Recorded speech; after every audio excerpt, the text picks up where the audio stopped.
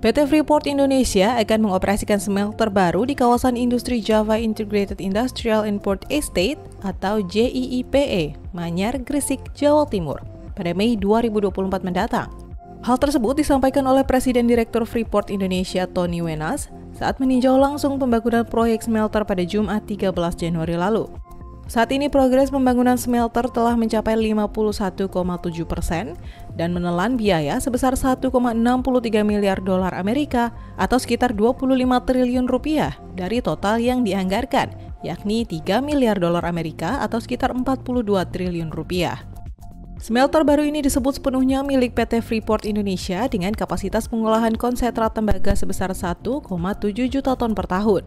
Smelter ini juga dikatakan akan menghasilkan 550.000 ton katoda tembaga dengan kadar 99,99% per tahun. Selain itu, proyek ini juga menghasilkan produk lumpur anoda berupa emas dan perak murni batangan PGM atau Platinum Group Metals sebanyak 6.000 ton per tahun yang akan diserap oleh PT Antam. Pembangunan smelter Freeport Gresik ini diklaim menyerap total tenaga kerja hingga 11.000 orang dan secara akumulatif akan mencapai 40.000 tenaga kerja. 98%-nya merupakan pekerja Indonesia. PT Freeport juga meningkatkan kapasitas PT Smelting Gresik sebesar 300.000 ton menjadi 1,3 juta ton konsentrat per tahun. Dengan ekspansi tersebut, maka total kapasitas pengolahan konsentrat tembaga milik Freeport akan mencapai 3 juta ton pada tahun 2024. Dengan demikian, konsentrat Freeport akan diolah 100% di dalam negeri. Selain mendukung kebijakan hilirisasi, smelter baru Freeport tersebut akan menjadi bagian penting dari ekosistem kendaraan listrik yang sedang dikembangkan pemerintah Indonesia.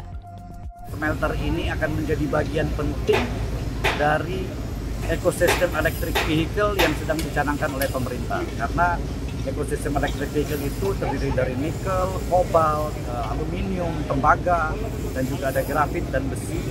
Dan ini tentu saja akan menjadi bagian penting bagi ekosistem electric vehicle di Indonesia dan juga akan menjadi bahan baku penting bagi renewable energy yang banyak dibangun di berbagai negara karena fungsi tembaga itu adalah 65% dari tembaga dunia itu digunakan untuk menghantarkan listrik.